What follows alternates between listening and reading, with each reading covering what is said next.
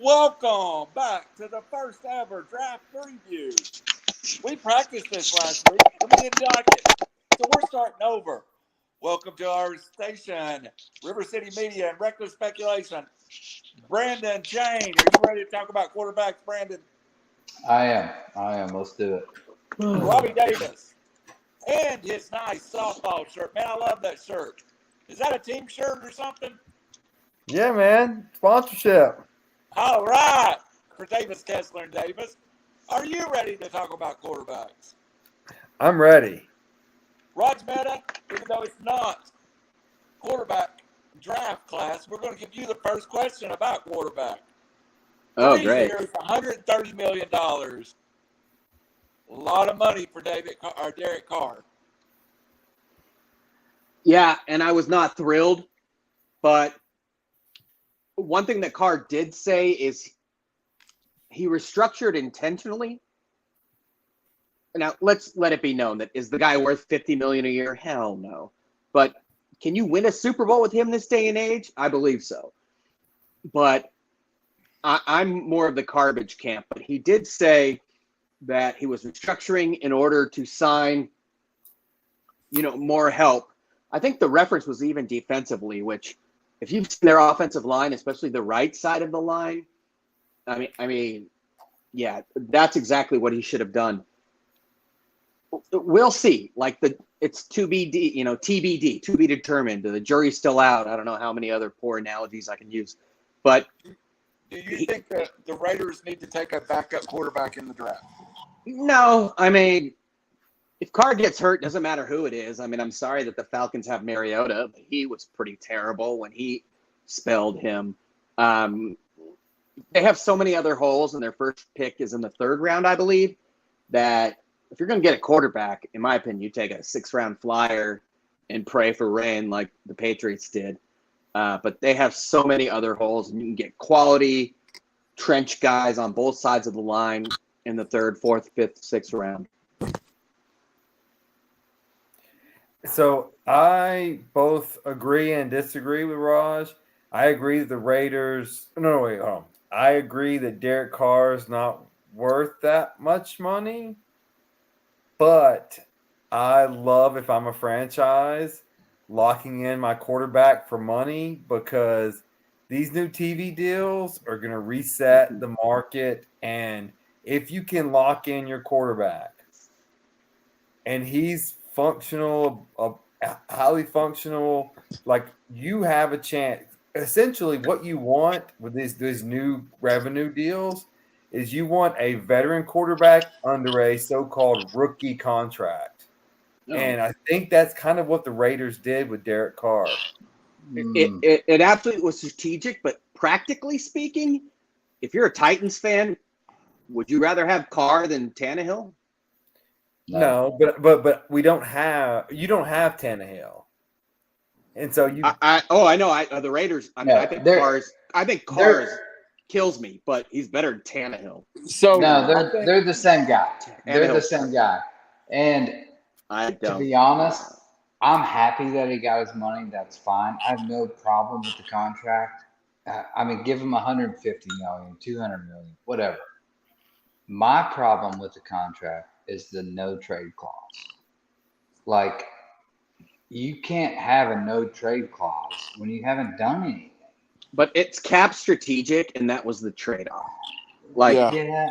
Hey, and no other team's going to take that on, right? If it's backloaded and they trade him, Tannehill restructured his contract for Julio, and look where we're at now. So I'm just saying, forewarning, look what happens. That's apples to oranges. I agree. But Tannehill, no offense, dude. Tannehill's trash. Julio's past his prime. You got the best receiver in the league, arguably, in his prime. And they put it together in college. Carr's younger, but they're the same dude. They're the same. All right, guys. Didn't Tannehill pay receiver in college, dude? At A&M, Let's get to the draft class. I agree. Look at statistics though in the NFL. They're I got your statistics right here. Jordan Speed has your statistics. You're the same. You're the statistics guy. Let's go. They have to mean something. I want to get to the draft class real fast while he looks this up. We can shovel through all day. So let's talk about teams that are quarterback needy. I think there is 2 teams, possibly 3, that still doesn't have their quarterback position solved. One, let's start in Pittsburgh. Mitch Trubisky is the starter in Pittsburgh, and unfortunately, I don't mean this in football terms, could not care less in football terms. There's one less body with the tragedy that happened with Haskins that could compete for that starting job. And I really thought that was an open competition between Haskins and Trubisky. The Steelers, to me, still could be in play here. Am I wrong, Brandon? Or do you think they're going to ride it out with Mitch Trubisky for a year? I mean, what's their, Raj, you're our stats guy. What's their draft pick position right now? Like 18th? The Did Steelers you are say 3 or 4 teams that don't have quarterbacks? Don't have their quarterback. Regardless. Oh, I've said this. God, that's way too low. I've said this on, the last couple of shows. The quarterback situation in this draft is absolutely horrendous, and to waste your first 3 picks, in my opinion, is obnoxious. There are so many better players that you can get to better your team for a longevity of your franchise than a quarterback in this particular situation. So I don't like. I know they need a quarterback, and I know, RIP Dwayne Haskins. He could have potentially, contributed there, but Trubisky, come on. I mean, I'm just like, the Bears traded up, made the worst trade in history to get him, which was awful. Yep. And then, we saw that debacle, and Matt Nagy and that whole situation, and just how they fumbled the football, if you will, the entire way. It's just such a bad look for them, and man, right. I don't know. Robbie, I want to talk about what you just said because it brings up a valid point. There's some teams that settled at the quarterback position that we may not like the answer of it, but they're settled. Daniel Jones is the starter for the New York Giants. Not the greatest position, but he is the starter. Marcus Mariota is the starter for the Atlanta Falcons. Now, they could draft another quarterback, but I don't see the New York Giants drafting a quarterback. So there's some bad positions, but they're stuck with who they got. So just off the top of my head, I've got Pittsburgh, New York Giants, New York Jets, Houston, Detroit, Carolina, Atlanta, Seattle, Carolina. So look, but those are settled. Daniel Jones is the starter. Daniel Jones with 100%. They're not going to draft a quarterback to replace Daniel. Absolutely. No. I totally agree with you. They're not drafting a quarterback in this class because this class sucks. Right. And so what you have to do is how do you structure your team without a quarterback in place? Do you lose until a good quarterback comes in the draft? This is the mediocrity in this league is the worst because you will be stuck there forever. I think they are 2 that have clearly tanked to play for the 2 top quarterbacks in next year's draft. And I think that would be the Pittsburgh Steelers with Mitch Trubisky and the Atlanta Falcons with Marcus Mariota. How do you win with either one of those guys? Well, here's the thing. If you're in a rebuild mode, if there's not a quarterback in that particular class that you want to take, you've got to build the other parts of the team around it. So go ahead and start there and continue that rebuild mode for another year or 2, whatever it takes until you get your guy that you can get. I think Go ahead and pick the unsexy pick with the offensive lineman, defensive. I think Robbie was headed with the same thought, but You can actually tank, Robbie. Can you not? No, you can tank. The problem is, though, the Brian Flores problem. Like, the coaches and general managers, like, the owner may want to tank, but then you're going to get fired, and there's dysfunction in your franchise. Like, you all have to be on the same page. And if you're not, then what? The coach is trying to win because if you're not going to get retained, I've got to interview, I've got to show my portfolio for my next employer. And and that dysfunction goes to players. That's why the Giants, Dolphins, like the Cowboys are what they are. Like, they shouldn't be this way, but they are because they're not all on the same page. And so a GM wanting to tank to get a quarterback. I mean, look at Jacksonville. Jacksonville just got Trevor Lawrence and ETN, and like they just fired Urban after one. They hired they're just all over. It's a bad run franchise. The NFL, more than anything, top to bottom, has to be coherent. All right, Raj, who are the worst quarterback situations in the NFL? Oh, I just don't want to flat out. I'll get back to that quickly, but I don't want to flat out condemn this class. People condemn the 2012 class. There was a clear-cut number one of Peyton Manning and Andrew Luck. After that, it was RG3. Eventually, Russell Wilson was picked in the third round. It's about scheme. I mean, Denver picked Osweiler. Some things fit and some don't. And if Carolina gets a guy like Malik Willis, who obviously fits in their offense, who knows what's going to happen? Pittsburgh's got a solid offensive line. They had a tree who grew roots in the pocket, or a quarterback, rather, who was a tree who grew roots in the pocket. Kenny Pickett behind a good offensive line and a Pittsburgh guy. I mean, man, there's a lot of mojo there. So I'm not, going to condemn the entire class per se, but to answer your question directly, I mean, it's hard not to go with. I think Carolina has an out here. I really do. Atlanta, in my opinion, is in trouble. They don't know their identity. They've gone from mobile quarterback to straight up drop back. They've lost some guys. Unfortunately, they lost an amazing receiver for things out of their control. There's just too many holes, and for them, they fix it with if there isn't a clear-cut scheme fit, you can't fix it with a quarterback. They've got to build the other way around, and that's why they signed Mariota to 2 years, $18 million. But for some teams, the right scheme, the right fit, a couple of these quarterbacks will work out. Well, but Atlanta would be my answer. You're not talking about the QB class. You're talking about value. Like QB classes, hey, these guys are up here in the front. They have Malik Willis going to the Seahawks at 9.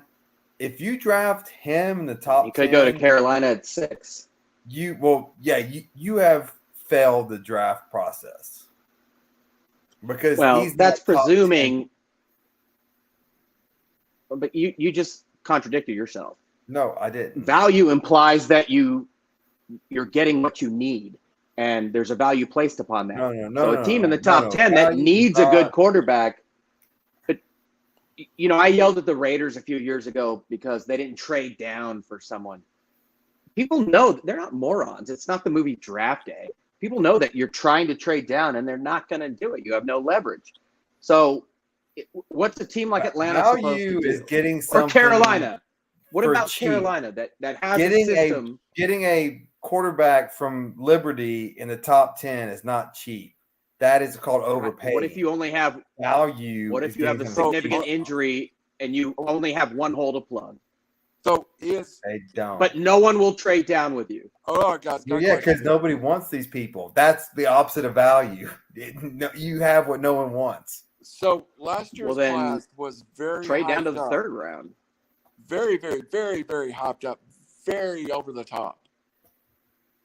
Quarterbacks go. And I think we truly saw mixed success. And I don't think the book's out on Justin Fields or Trey Lance. I don't think the books wrote on Mac Jones, even though he had some success. Was last year's class, they paid some high prices to get to that top. Yeah, and I told you they were all bums, and they were bums. Zach Wilson and the kid from they went to San Francisco, bums. They were bums when they were drafted, and they're bums now. The You kid called hasn't Joe played Burrow it down. Here's No, I the did not thing. call Yeah. Joe Burrow a bum. I didn't. Trey Lance hasn't played. Mac Jones at 14 isn't a good systemic fit. No. Listen, I didn't call. like- I didn't call. I called the Jets pick and the Niners pick. I called those bum picks. Listen. Well, Jets picked. Yeah, it Wilson doesn't. is It stupid. doesn't apply to all quarterbacks in the league right now, but most quarterbacks and older quarterbacks. There's been. Why was the Niners pick dumb though at 10? Why was the No. Niners pick dumb? No, If the their Niners system pick fits was the like kid. 3. No, it was 10. Trey Lance was 10. 3 was Justin Fields of the Bears. Trey Lance was number 2. 2, yeah. They traded up. Yeah. Zach Wilson was number 2, I thought. No, Zach Wilson was number 1. Trevor Lawrence was number 1. Trevor Lawrence Just and Zach everybody. Wilson. Yeah, did. He went 3. 1 second. They gave up 3 maybe number I'm wrong. 1s for Trey Lance. All right, let's move on. So, Let's move on. Go ahead. Lance could be great. Shane, go ahead. no, it's all right. Move on. Okay. Oh, he was 3rd. My bad. You're right. Sorry. All right. I want to read something. Could be great. Article I have prepared. I'll tell you who wrote it. Chad Reuter, CBS Sports. I'm going to give you his What was I looking at? quarterbacks taken in the first round. Let me get through because y'all are going to have a heart attack when I get finished with it. We'll come to you first, Shane. Number 2 overall to the defense, Mikael Willis.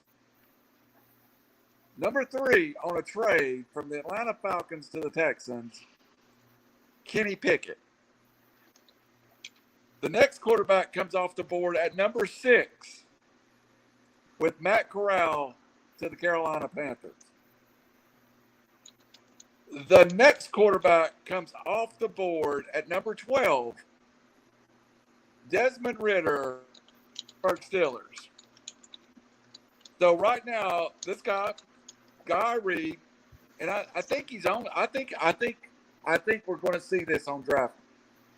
I think while us as fans are undervaluing those guys, I think we see 3 to 4 first-round draft picks out of the quarterback class. Shane, over or under, how many picks first-round quarterbacks go? Under. I don't see it. Like, it's just not. It's not there for me. Like, I get statistics and, all that, whatever. The eye test. That's the main factor for me. And if you watch a lot of games, I just don't see anybody that's just jumping off the page for me. So, not saying that they can't be great. Tom Brady was the last pick in the draft, and, we've got that whole spiel. That can happen for sure. And all of these guys are super athletic. It's just, it's not appealing to me right now. And I just don't see a team willing to risk that unless you're shored up on every other aspect of your offense, and then you can afford to take that risk, and take someone in, second round, third round. I don't even see these guys. If they go in the first round, I mean, All right, guys. It's the worst quarterback class I've seen in a long time. So if they go in the first round, I'm going to be appalled. I'm going to read you pick 14. There's not more, is there? Yes. Oh, God. What? 3 interceptions that Tannehill threw in the Tennessee divisional round loss to Cincinnati could be different in his Tennessee career. I won't therefore be surprised to see them trade up to try to get one of the top quarterbacks in the class. Instead of waiting on 2023, Didn't they trade up for him? I think they move now for potentially the best talent in the draft in Sam Howell out of North Carolina. Are you kidding me? Whoa. Why would we have Tannehill so who and is trade this up? guy? Who is this guy? He's a gunslinger from North Carolina who makes about as no. good decisions as we do when we're drinking. You know, I'm talking about who's the author. A moron. He has an article that's published.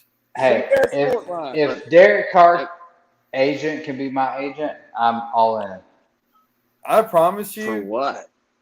I mark these words down. If the Titans trade up for a quarterback in this class, I will never go to a Titans game again.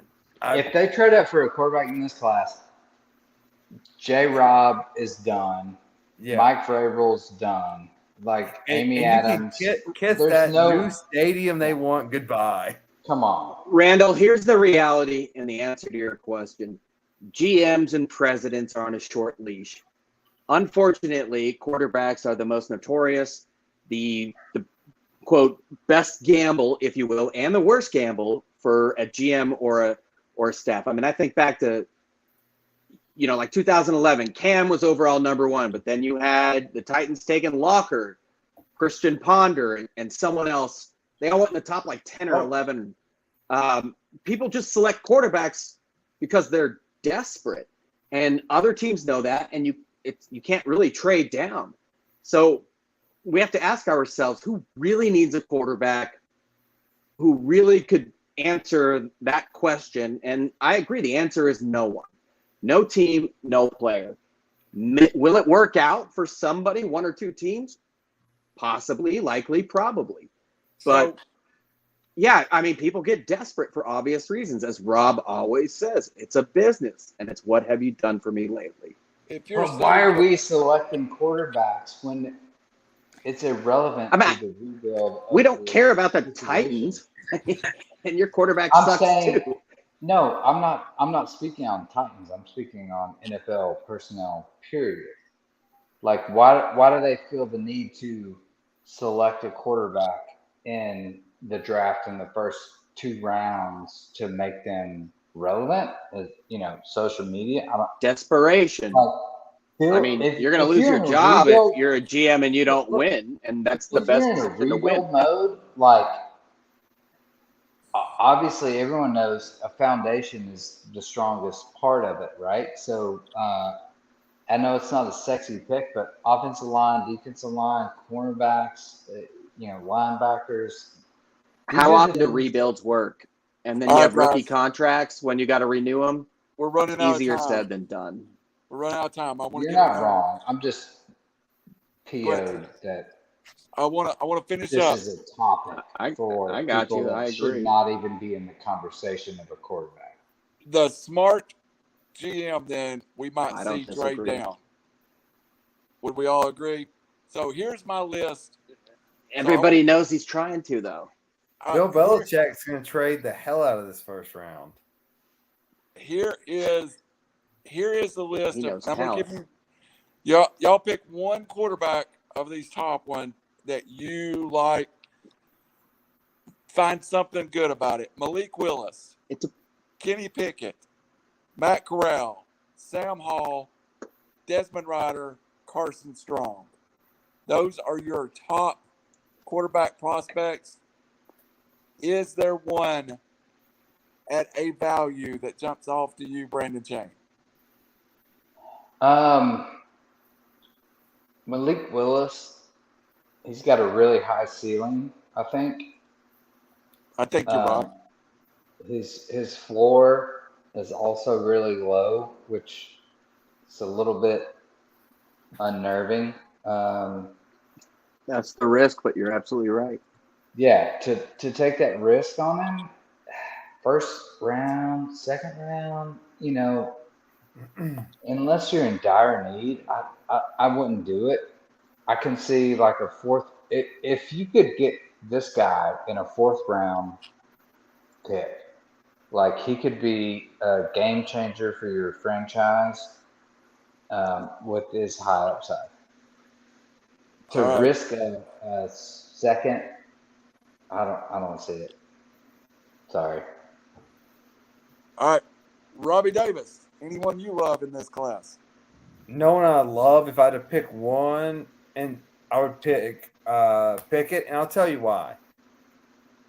You have to look at college offenses, and this is the reason why Urban Meyer's as great as success as he had in college, the reason why his quarterbacks didn't work well in the pros, and the same reason why Willis and Corral won't work well in the pros.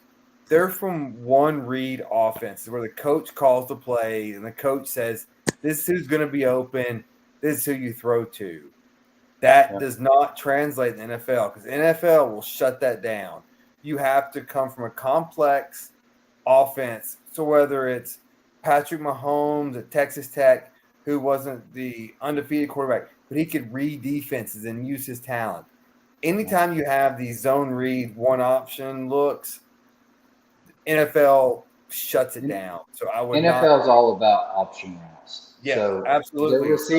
Their receivers have like 4 routes in their tree on that same play call. So yeah, and that's it's a mental game. Yeah, exactly. Yeah, all so right. I would not take anyone who played 4 years or 3 or 4 years in this is who's going to be open. You throw the ball to him or you take off running. This isn't high school. All right, Rod. To answer your question, Randall, first of all, that's the beauty of Willis. Like, it could be the beauty, the high ceiling that Shane talked about. He can break a lot of stuff down. And, yeah, he's not a 3 steps and find his first route guy, his first option. I'm going with Desmond Ridder, but, yeah, it's cheating in the sense that he is a very intelligent, statuesque, great decision-making quarterback who, I hate to use the expression that he won't lose you a game, but I don't think he does. He makes wonderful decisions. He's mobile, but that also goes along, consistently with the fact that he's not going top 10. Whoever picks him, it'll probably be at the end of the first, likely the end of the second, end of the third, i.e. a team that can afford to take a smart kid that isn't probably going to start day one, but also will have the time to learn the system and will not lose them games in the future. Is that a little bit of a cross mesh there because Lincoln Riley and USC and what's that have to do with Desmond Ridder? Cincinnati, bro. Yeah. I did go to graduate school there. You're mixing up my biases. two graduate school, 2 times in a row, we've ended up on Lincoln Riley in the quarterback show. All right, last comment from me. I think there's value in this class, but let me tell you where I think the value is. I don't know. Malik Willis is a freak athlete. Everybody forgets he was a 5-star that signed with Auburn. Left, played for Hughes Freeze. Should have got some pretty good coaching. Sam Howell, a year ago, was the consensus #1 player in this draft. Horrible senior year. Kid literally lost himself millions of dollars. Matt Corral, I think he's 10 spots higher if he doesn't have the injury at Ole Miss. No one is perfect in this class. That's the problem with it. No one is the clear-cut, I played national championship football, I don't have issues. I personally like Carson Strong. He's rated as a 3rd, 4th round quarterback. He's a 6'5" kid that played Nevada, went under-recruited, not a big name, but I think he's a pinup. I mean, he's what a quarterback should look like. But I think like you're alluding toward the competition.